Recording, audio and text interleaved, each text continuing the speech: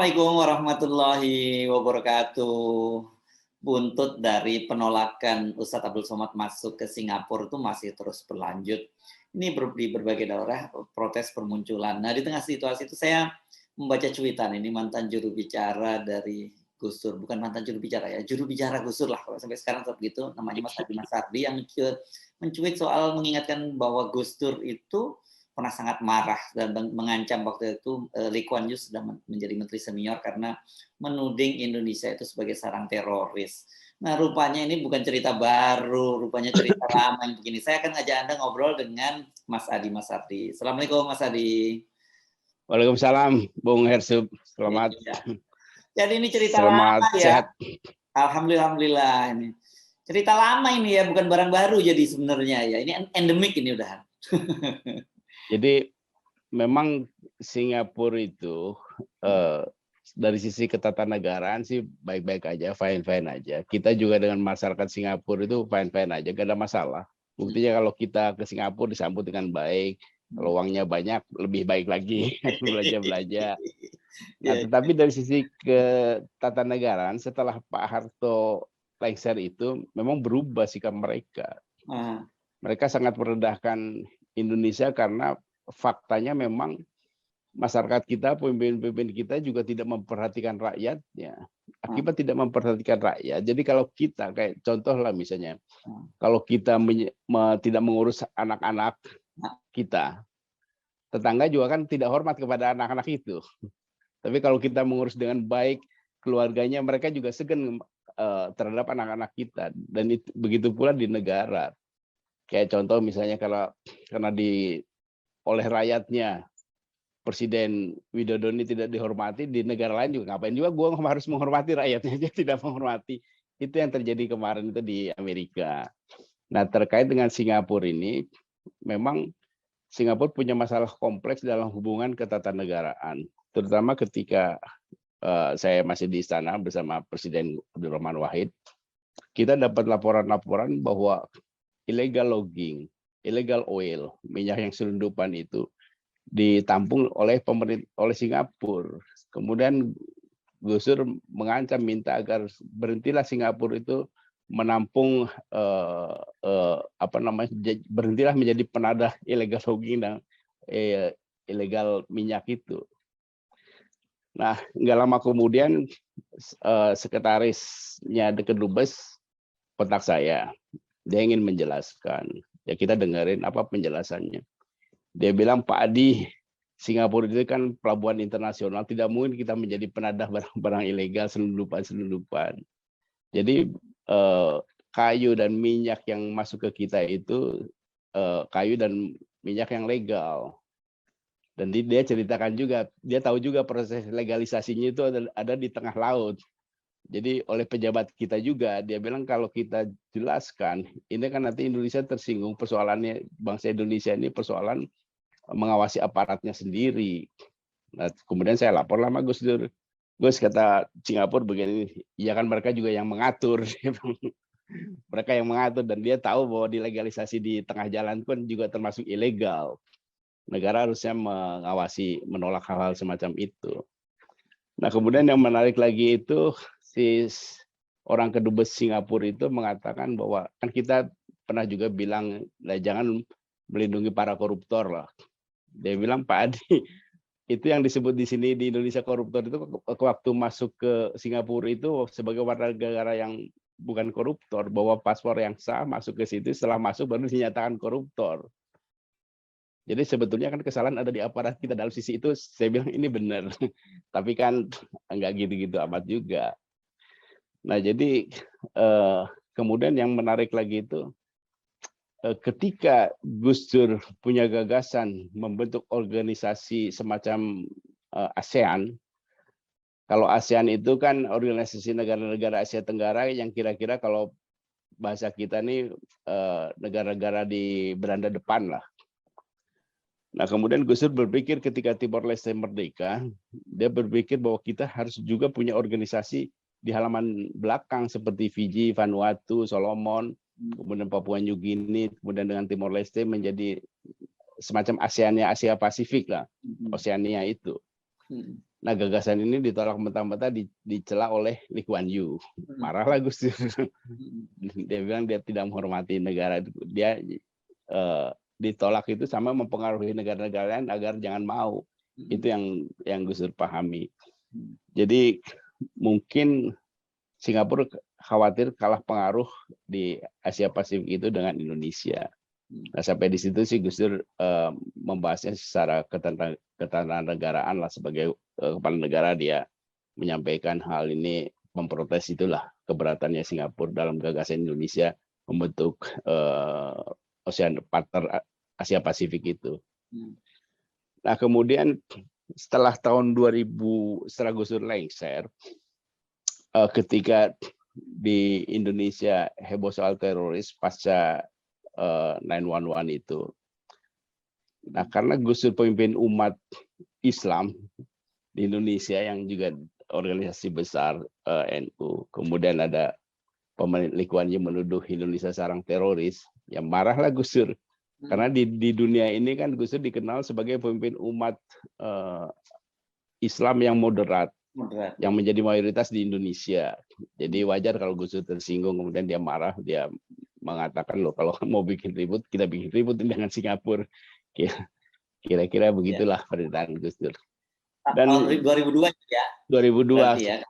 Nah, kemudian kan saya juga ingat, dulu tuh ada teroris dari seberang, ada Nurdin M. Top sama Asy'ari kan, Dr. Asy'ari. Itu kan kira-kira situasinya itu ketika Singapura dan Malaysia ini sedang mengembangkan industri pariwisata. Nah, kemudian dia dikirim ke sini, yang kirim siapa? Ini agen dari siapa? Kemudian ngacak-ngacak Indonesia, orang takut semua kepada Indonesia. Dan kita tahu, tapi kan karena kita bukan dalam struktur negara, waktu itu kita sudah lengser, ya kita hanya bisa menonton dan hanya bisa protes. Dan kenapa pemerintahan yang sah tidak melakukan langkah-langkah politik yang jelas terhadap operasinya teroris dari negeri seberang gitu, di Indonesia. Kurang lebih seperti itulah, Bu Hersip. Ya. Oke, jadi pada waktu itu posisinya memang sebenarnya ada semacam apa ya? Ini di luar bahwa ada perang di permukaan, perang seperti itu, ada perang-perang intelijen di belakangnya sebenarnya, dan itu kepentingan motif ekonomi gitu ya kira-kira ya Mas Adi. Motif ekonomi, dan waktu itu kan memang di antara negara Asia Tenggara, terutama Indonesia, Malaysia, Singapura ini kan mengharapkan betul ada investor dari luar. Nah, jadi kalau Bung Hersip mau investasi ke saya, tapi di saya ada rumah tangga berantem mulu, kan pasti juga males juga. Nah, ini juga yang terjadi kan. Kira-kira dalam ketatanegaraan kayak begitulah. Nah, cuma kita kan tidak sensitif untuk masalah-masalah begitu. Nah, sebaliknya, Gus Dur itu kalau menyangkut negara, menyangkut rakyatnya, dia akan bereaksi keras kepada luar. Contoh misalnya, ada beberapa TKW di Arab Saudi yang mau dieksekusi, Gus Dur bertindak langsung, dia kontak para petinggi di Arab Saudi sana, kemudian ada beberapa kemudian ditunda kan eksekusinya, ada yang dibebaskan juga beberapa. Jadi pada waktu itu beliau sudah tidak menjabat, tapi ketika menyangkut masalah rakyat, dia bergerak, bertindak, apapun rakyat kita. Jadi bela dulu, bahwa kemudian ini salah atau benar itu urusan belakang, tetapi sebagai bapak, sebagai orang tua dari rakyatnya, dia harus bertindak dulu, bahwa kalau kemudian salah kan kita bisa seterap anak itu di rumah kita sendiri. Di rumah. Kurang lebih sikap Gus Dur itu begitu terhadap negara dan rakyatnya. Jadi memang dalam banyak hal dia untuk keluar itu sangat sensitif. Misalnya contoh lagi soal pengelolaan sumber daya alam.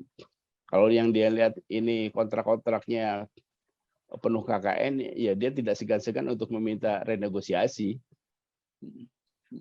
Nah, cuma kan karena jalannya tidak lama, ya tidak banyak juga hal yang bisa dihasilkan oleh pemerintahan Gus Dur.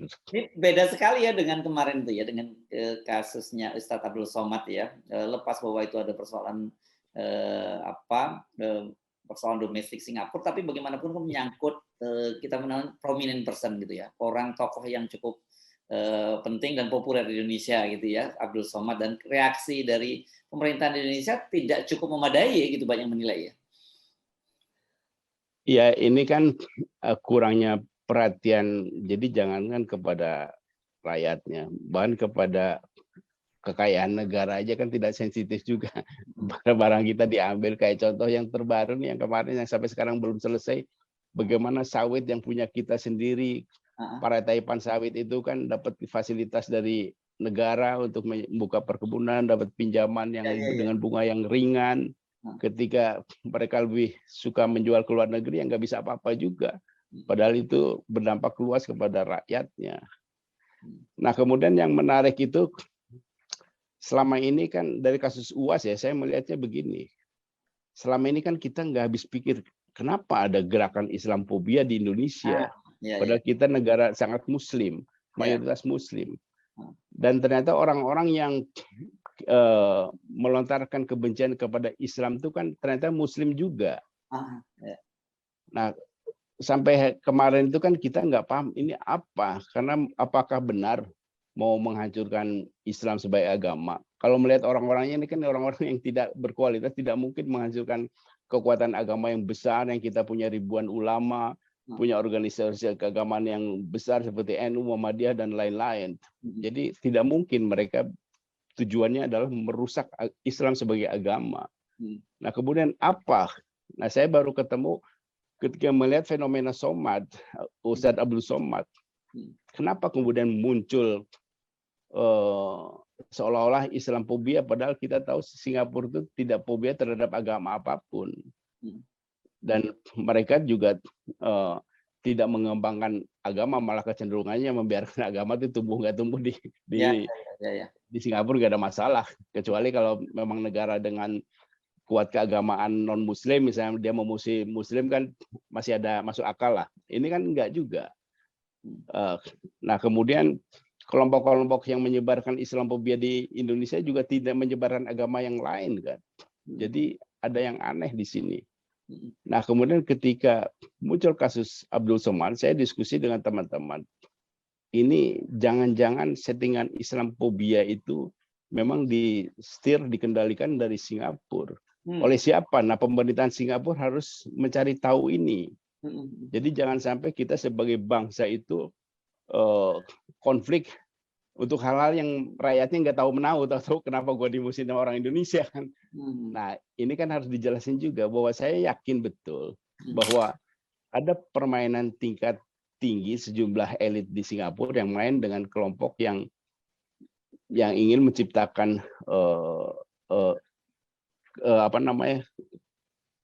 bukan kerusuhan, kegelisahan soal agama. Nah, kemudian kalau kita lihat misalnya, apa sih akibat Islamophobia yang disuntikan di negeri kita? Kita menjadi pertama, kita hanya ribut soal agama, seolah-olah kita ini bangsa yang sangat religius. Padahal agama diributkan bukan karena religius masyarakatnya, hanya karena dia bising aja dengan pernyataan-pernyataan yang Islamophobia itu. Nah, akibatnya masyarakat kita menjadi alpa memperhatikan jalannya pemerintahan, alpa memperhatikan sumber daya alam kita yang dirampok dengan secara resmi, terang-terangan terbuka, kayak contoh sawit, batu bara, minyak dan lain-lain. Jadi kita kan nggak pernah risau soal ini. Kita selalu ribut soal agama-agama. Nah, jangan-jangan saya bilang kepada teman-teman itu, jangan-jangan memang ada yang mengendalikan, melontarkan kebencian kepada umat Islam sehingga umat Islam bereaksi keras, kemudian berbondong-bondong membahas masalah-masalah itu, kemudian melupakan hal-hal yang prinsipil. Contoh misalnya, akibat selalu dilontarkan isu-isu yang menimbulkan konflik keagamaan, itu kan kita nggak tahu kita punya utang 7.000 triliun lebih. Utang itu untuk apa? Kita nggak tahu, nggak pernah mempersoalkan itu. Kecuali kalau misalnya soal azan kita ribut, kita semua rakyat ribut soal itu. Tetapi soal ini tidak diributkan. Nah, saya curiga jangan-jangan ini memang dibikin untuk melupakan hal-hal semacam itu. Nah, contoh misalnya kemarin itu soal yang kemarin tanggal 19 adik-adik mahasiswa demo kan ketutup sama kasus UAS. Iya. Kemudian yang sebelumnya lagi kerisauan mahasiswa tanggal 11 itu yang muncul kasus Ade Armando. Armando, ya. Hilang semua sehingga substansi keresahan masyarakat, keresahan mahasiswa itu hilang tersapu oleh itu karena kita terutama umat Islam itu sangat sensitif untuk soal-soal begitu. Nah, ini yang harus kita ingatkan bahwa bukan itu persoalan bangsa Indonesia. Bangsa Indonesia ini, apalagi Islam sebagai agama tidak akan runtuh. Bahkan sejumlah negara memusuhi Islam akan tetap kuat karena ini kan kita percaya bahwa diturunkan oleh Tuhan, dijaga oleh para malaikat. Nah, yang menarik lagi perkembangannya yang saya ikuti ini bahwa soal kasus UAS itu kemudian melibatkan Israel, kan makin jauh lagi. Ya. Padahal Israel sama kita ya mungkin ada masalah, tetapi mereka juga nggak hero juga. Indonesia bukan bagian kepentingan dari mereka juga. Kalau soal agama di tetangga dia di Timur Tengah jauh lebih besar lagi dan nggak ada masalah. Jadi ketika dialihkan kepada Israel, ini saya makin bingung juga. Ini apa maksudnya? Nah, nanti saya itu pengen tanya sama sahabat saya, Muhammad Said Didu. Dia kan paham betul soal BUMN dan perkebunan dan pertambangan yang lain itu. Saya pengen tanya, pengelola yang mengeksplorasi sumber daya alam kita mulai dari perkebunan sampai pertambangan itu siapa saja yang berkantor pusat di Singapura. Nah, baru kemudian kita cek lagi mana yang paling busuk, yang banyak penyeludupan, yang banyak ngemplang pajaknya. Nah, ada kemungkinan mereka mendesain Islamophobia dari Singapura itu, maksud saya itu ke situ. Ya. Nah, kalau minyak goreng kan salah satunya jelas Wilmar Nabati. Wilmar Nabati itu kan dia juga melantainya tidak di Bursa Saham Indonesia. Bukan Wilmar Nabati, maksudnya Wilmar Group.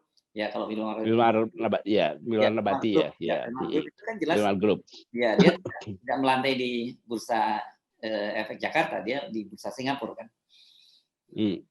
Ya, itu kemudian ada juga pemimpin partai yang biasanya menyebar hoax juga, bikin panas itu juga tinggalnya di Singapura juga. Iya. Pimpinan ya, pendiri dan pimpinannya. partai. Nah, ini kan kita harus mendesak Singapura agar menyelidiki kasus ini. Siapa yang memerintahkan, kan Menteri Dalam Negeri, siapa yang memerintahkan Menteri Dalam Negeri sampai mencekal UAS dalam kondisi datang si keluarga, apalagi dengan menuduh bahwa berlindung di balik kunjungan keluarga. Padahal kita tahu Singapura itu sangat ketat, sangat punya kamera di setiap sudut, setiap inci ada. Jadi kalau Ustadz Abdul Somad datang ke sana menyimpang dari tujuannya kan tinggal ditangkap di tempat. Lebih bermartabat bagi negara Singapura bahwa ini ada orang mau mengacau di negara kita, ditangkap. Nah, tapi kan kalau asumsi pasti ada yang menghasut. Nah, saya menduga ada permainan dengan beberapa pejabat di Singapura. Nah, mungkin pemerintah resmi Singapura sendiri tidak tahu. Mungkin sekarang ini kaget juga kenapa jadi begitu. Kemudian bangsa Singapura menjadi berhadapan dengan umat Islam di Indonesia. Nah, ini karena bisa jadi karena ada suap, bisa jadi karena mereka mengancam akan menarik investasi, kan bisa begitu juga kalau tidak mengikuti. Nah, jadi saya prihatin sekali dan saya simpati kepada pemerintahan Singapura yang taat hukum itu untuk coba bikinlah tim pencari fakta dalam kasus UAS. Jadi jangan karena hanya didorong oleh masyarakat Indonesia yang reaktif terhadap pencekalan UAS itu, kemudian mereka baru bertindak. Seharusnya sih begitu muncul itu, karena ini akan menyangkut negara, antar bangsa. Jadi pemerintahan Singapura itu harus bertindak cepat untuk melihat apa yang terjadi di balik ini semua. Karena kita tahu di sana salah satu pimpinannya kan muslimah yang taat juga. Jadi nggak mungkin Singapura Islamophobia. Meskipun itu ada ada tekanan dari Israel, saya lebih nggak yakin juga bahwa ini hanya untuk Indonesia, sehingga masyarakat kita tuh hanya sibuk soal agama, melupakan persoalan-persoalan kegagalan-kegagalan pemerintahan yang lain, korupsi-korupsi yang lain. Apalagi kita lihat kemarin itu, sehari sebelum UAS bermasalah di Singapura itu, kan kejaksaan menangkap Lee Cheng Wei. Nah, kemudian berita itu hilang oleh UAS. Lee Cheng Wei itu bagian dari mafia minyak goreng itu kan, researching, tetapi membantu mendesain mafia minyak goreng. Nah, hal semacam ini kan membuat ya kita kan bergaul di mana-mana, masuk ke dalam ke ranah mana saja. Jadi begitu ada masalah kita lihat akarnya di mana sih, siapa yang bermain kan kita paham. Cuma karena kita bukan lagi ada di dalam struktur ketatanegaraan, bukan aparat, jadi kita hanya bisa mengungkapkan temuan-temuan, kecurigaan kita akan hal-hal yang nampaknya beda dengan apa yang ditangkap di publik. Dan tugas kita kan mengingatkan persoalan itu. Ya, oke. Jadi balik lagi Anda melihat sebenarnya isu Islamofobia ini digunakan untuk kadang-kadang sekali waktu untuk pengalian isu gitu ya. Ini temporer, tapi ada desain yang lebih serius dong di luar sekedar pengalian isu itu, Mas Adi. Iya, ini karena sangat sistematis ya. Kan mulai dari munculnya Islamofobia yang terstruktur, sistematis dan masif ini kan sejak pemerintahan Joko Widodo ini, terutama startnya itu kan dari Pilgub DKI dan Ahok itu, kemudian terus muncul di situ, dan pada saat semacam itulah sumber daya alam kita dieksploitasi secara gila-gilaan, liberalisasi berbagai masalah hukum di pengelolaan sumber daya alam kan dilepas itu, sangat bebas lah orang sih, sehingga kemudian muncullah undang-undang yang mencabut atau membebaskan royalti batubara untuk negara Indonesia. Padahal itu kan milik Tuhan, memberikan batubara sumber daya alam itu kan untuk rakyat Indonesia, bukan untuk para pengusaha itu. Dan mereka sendiri yang kemudian menghilangkan jatah untuk rakyat Indonesia dengan undang-undang yang mereka bikin sendiri. Sementara pada saat itu saya juga nggak tahu loh, sudah kejadian, undang-undang sudah ada, sudah berjalan. Karena selama ini kan kita juga sibuk memperhatikan buzzer-buzzer, memperhatikan pernyataan-pernyataan Islamofobia. Nah, saya ingin lebih spesifik ya. Kita pantau aja akun-akun yang membela pemerintah Singapura untuk menistakan, mempermalukan Abdul Somad. Nah, kemudian kalau pemerintah sensitif juga ingin mengatasi ini, coba cek aliran dana ke akun-akun ini dari mana, siapa. Karena tidak mungkin tanpa aliran dana itu. Jadi kalau dibaca aliran dana, apakah benar, kan bisa kelihatan tuh. Kalau memang dari Singapura kelihatan ada lalu lintas uang dari Singapura. Nah, kemudian mereka ini siapa sih, dari kelompok mana? Karena saya yakin betul tujuan mereka bukan menghancurkan Islam, karena Islam tidak bisa dihancurkan. Kalau bisa kan udah dari zaman dulu udah hancur. Ini kan sudah 1.500 tahun kuat di mana-mana bertahan, maka malah di Eropa dan Amerika terus berkembang karena ini memang rahmatan lil alamin. Jadi tidak mungkinlah kekuatan personal yang kualitasnya nggak jelas itu melontarkan pernyataan-pernyataan yang Islamofobia mau merusak Islam. Karena di NU banyak kiai, di Muhammadiyah banyak ulama besar yang menjaga, punya sekolahan dan lain-lain. Nggak mungkin. Jadi bukan itu tujuannya. Jadi apa dong? Kalau gitu, sekedar mengacaukan saja atau apa? Ya merusak fokus rakyat Indonesia aja terhadap keadaan. Oke. Jadi sebenarnya sama sorry, saya potong ya. Jadi sebenarnya kita mestinya jangan hanya umat Islam saja yang merasa khawatir dengan situasi ini gitu ya. Karena sebenarnya dan mereka lebih besar dari itu merusak kohesi bangsa itu, dan kalau kita ngomong kohesi bangsa kan bukan hanya umat Islam kan gitu. Betul, iya. Nah, umat beragama yang lain kan harusnya juga sensitif juga. Nah, tetapi umat beragama yang lain merasa tidak tersudutkan, ya fine-fine aja. Dia juga nggak paham apa yang terjadi kepada umat Islam. Karena kalau mereka mau ikut campur mengingatkan, lo yang maki-maki Islam tuh Muslim juga. Kenapa sih? Kalau dia terlibat kan malah jadi Ya, ya. masalah lain lagi. Jadi mereka juga mungkin juga ada teman-teman saya yang Katolik Kristen juga heran karena itu ketika ada isu Islamophobia kan sahabat kita Natalis Pigai kan khawatir justru yang Islamophobia itu Ya. kalian sendiri kan gitu. Ya. Nah, jadi waktu itu kan waktu Pigai ngomong begitu saya juga nggak paham emang kenapa. Nah, tapi ketika kasus UAS saya baru terbuka pikiran. Oh, ini memang betul-betul untuk selama ini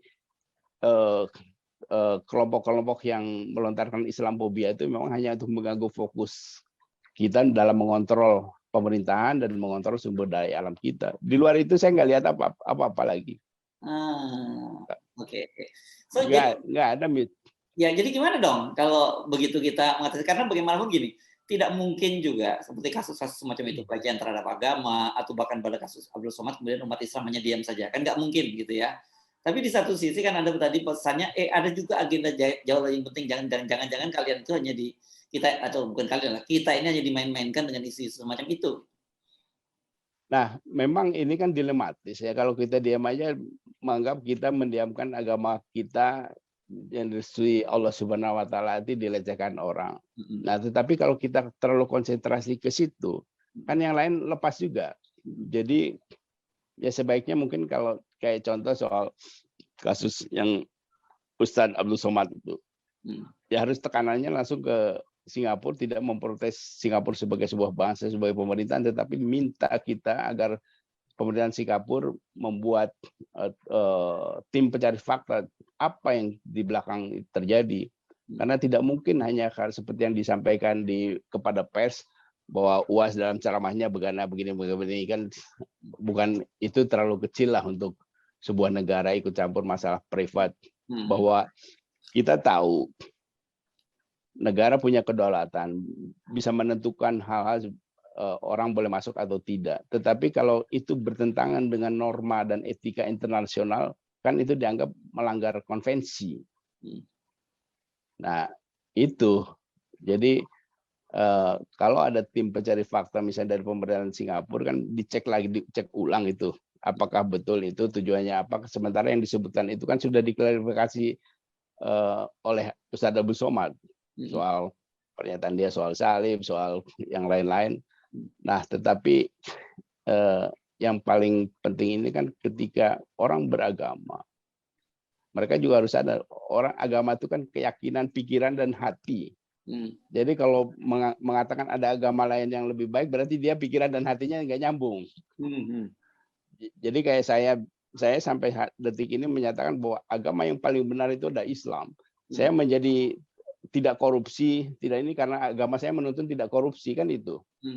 Kalau agama kalian lebih baik, ya tunjukkan dengan perilaku kalian lah. Kan tinggal itu aja. Ya. Oke. Nah, jadi ya kita harus mengimbau juga saudara-saudara kita umat Muslim, jangan terlalu reaktif masalah itu. Lihat dulu substansinya, persoalan bangsa kita yang terbesar itu apa sih? Persoalan bangsa kita kan pemerintahan yang tidak adil, kebijakan pemerintah yang tidak berpihak kepada rakyat, pengelolaan sumber daya alam kita yang amburadul, utang kita yang tidak terkontrol. Utang itu untuk siapa sih? Kalau yang menabati utang itu koruptor, kemudian kita yang harus bayar, kan nggak begitu juga lah. Ya. Oke, ini memang satu pilihan dilematis, tapi saya kira pentingnya Anda ingatkan tadi gitu, bahwa harus kita fokus pada agenda-agenda besar, tapi bukan berarti kemudian mengabaikan hal semacam itu. Tapi jangan sepenuhnya begitu energi kita untuk habis hal yang sebenarnya nggak substansial tadi gitu. Ya, saya kira yang penting itu ya, kecuali kalau kita mau sembahyang diganggu, masjid kita dirusak, kemudian ada ketentuan pemerintahan yang membatasi kita beribadah, itu bolehlah kita protes. Tapi kalau hanya karena, jadi begini, ini kan Islamophobia ini ditimbulkan oleh buzzer. Buzzer itu apa sih? Buzzer itu kan kurang lebih nyamuk yang mengganggu. Ya, Jadi ya, kalau ya, kita keplak, kalau kita keplak kan kita kena sendiri. ya, ya, ya, ya, ya. Nah, jadi biarkan saja itu. Nah, tapi sebetulnya sih agar hal ini tidak berkembang kontraproduktif bagi masyarakat kita kan, kalau saja hukum berlaku adil, Ya, ini semua akan hilang dengan sendirinya. ya, Nah, persoalannya kan kenapa umat marah ini karena kenapa kalau orang-orang itu menghina agama kok didiemin aja, kalau kita salah ketik aja, typo aja bisa dipenjara, bisa diusut. ya, Nah, ini juga hal yang mempersensitifkan perasaan masyarakat kita. ya, Sehingga kalau begitu ya udah kita bertindak sendiri, kan itu sebabnya. ya, Itu ya, sebabnya saya melihat bahwa kepada aparat hukum lah, polisi, kejaksaan, untuk sensitif bahwa yang kita hadapi ini adalah persoalan global yang berdampak nasional, dan faktanya hari ini kan menyengsarakan semua rakyat Indonesia. Kayak contoh misalnya soal, saya banyak keluhan juga dari istri, itu orang-orang yang korupsi, yang mempermainkan harga minyak goreng itu apa nggak punya saudara, nggak punya keluarga yang juga perlu menggoreng. Apa sih begitu? Nah, jadi ini apakah kejaksaan itu juga nggak ada mama yang menggoreng, kepolisian juga apakah istri-istrinya tidak menggoreng, kan punya masalah juga. ya, ya. Nah, jadi kalau kita biarkan seperti ini, ya kita akan makin terpuruk, dan ini kan sudah melampaui batas ya kalau kita lihat misalnya laporan teman-teman ekonom bahwa keadaan kita sekarang ini secara ekonomi jauh lebih parah dibandingkan 98. Ini kan sudah tanda-tanda bahaya. Dan kalau terjadi masalah yang besar ini kan toh aparat kepolisian, TNI, kejaksaan juga yang akan terkena paling banyak getahnya. Jadi lebih baik bertindak preventif. Nah, satu hal lagi yang menarik dari kasus yang berkembang sekarang ini, kalau kita hanya fokus masalah agama, ini lihat mahasiswa yang bergerak sekarang ini. Saya melihat dari semua gerakan mahasiswa mulai dari 66, 74, 78, dan 98, ini yang paling murni itu gerakan mahasiswa tahun 2022 ini. Kenapa bisa gitu? Karena kan begini, mereka ini kan tetap dapat ancaman dari rektor-rektor. Tapi kenapa mereka tetap bergerak? Karena saya amati ya, selama pandemi itu hampir 2 tahun itu kan mereka ada di rumah. Iya, iya, iya, iya, iya. Mereka ada di rumah, mereka melihat emaknya potang-panting nyari minyak nggak dapat, begitu ada mahal nggak kebeli. Kemudian bayar listrik udah nggak bisa lagi, lihat bapaknya diberhentikan tanpa pesangon, pamannya jadi pengangguran. Nah, ini kan masalah yang real yang mereka lihat itu. Iya, iya, iya, iya. Karena itu meskipun ada tekanan dari rektor kan mereka tetap bergerak. Ya. Karena memang didorong oleh suasana hati. Jadi sekarang ini mahasiswa yang bergerak itu memang didorong oleh hati. Kalau dulu kan kita diprovokasi nih. Ya, ya, ada krisis, kemudian ada pertikaian elit, kemudian kita membaca tulisan-tulisan para pakar, kemudian kita tergerak. Nah, mereka kan nggak baca apa-apa, nggak dapat informasi apa-apa, dia hanya melihat apa yang terjadi di rumahnya. Ya, dan itu kemudian Sementara fenomenanya kan dulu kota-kota besar ya, gerakan mahasiswa itu ya. betul. Kalau sekarang sampai ke kota-kota kecil dan kampus-kampus yang kecil gitu, yang dulu tidak pernah bergerak gitu ya. Nah, itu kan anak-anak itu kan melihat emaknya, bapaknya kayak begitu. Sementara dia main di gadget, dia melihat para menterinya sibuk memperpanjang periode kekuasaan. Ingin menunda pemilu lah. Ini kan terus siapa yang ngurusin emak gua ini? Kan mereka marah begitu. Ya, ya, ya. Jadi sangat jauh, sebenarnya ini gerakan ini jauh lebih berbahaya ya dibandingkan gerakan-gerakan mahasiswa di masa lalu yang cenderung sebenarnya lebih pada elit gitu ya mainnya. Ya betul, kayak contoh misalnya 66. Setelah Soekarno tumbang, PKI dibubarkan selesai. Iya. 98 setelah Soeharto tumbang, mereka selesai. Ini kan enggak. Hari ini bagaimana ini menuntut kesejahteraan agar emaknya, bapaknya, kakaknya, pamannya itu bisa bekerja kembali, dapat penghasilan, bisa bayar listrik, bisa beli telur. Nah, semacam itu. Jadi ini menurut saya akan sangat masif. Dan kalau gerakan sudah dibimbing oleh hati, itu nggak bisa dihentikan. Ya, oke. Dan saya kira ini mesti jadi negara, pemerintah bukan negara ya, harus menaruh perhatian sangat serius dalam soal ini ya, karena dampaknya pasti jauh lebih serius dibandingkan krisis-krisis sebelumnya gitu ya, karena sudah mulai masuk ke dapur-dapur seluruh warga di Indonesia ya, Mas Adi ya. Ya, itu sebabnya kemarin itu saya melihat para rektor, guru besar pada akhirnya tidak bisa menekan mahasiswa lagi. Ya sudahlah, gue setuju kecuali kalau para guru besar itu bisa ngasih subsidi kepada mahasiswanya untuk beli minyak, beli telur. Itu Ya. boleh. Sekarang kan dia nggak bisa apa-apa juga. Ya sudah, kalau kalian memang hati kalian begitu, akhirnya kan mendukung semua guru besar, profesor. Oke. Baik Mas Adi, ini jadi perenungan kita semua, jadi harus selalu cerdas melihat persoalan, jangan lihat yang di permukaan saja ya, karena sebenarnya di balik isu Islamofobia ini ada jauh hal-hal yang lebih serius dari itu ya, dan siapa yang bermain untuk kepentingan apa itu yang penting kita cari lebih lanjut ya. Makasih ya Mas Adi. Ya, pesan terakhir gini, Bung Hersop, kalau ketemu sahabat kita Daeng Saididu, coba tanyain yang berkantor pusat, yang pengelola sumber daya alam kita yang berkantor pusat di Singapura itu siapa aja, dibuka aja. Ya. Bahwa itu terlibat atau tidak kan soal, tapi kita lihat dulu siapa mereka itu. Ya. Ya. Terima kasih Mas Adi. Assalamualaikum warahmatullahi wabarakatuh. Terima kasih. Waalaikumsalam warahmatullahi wabarakatuh.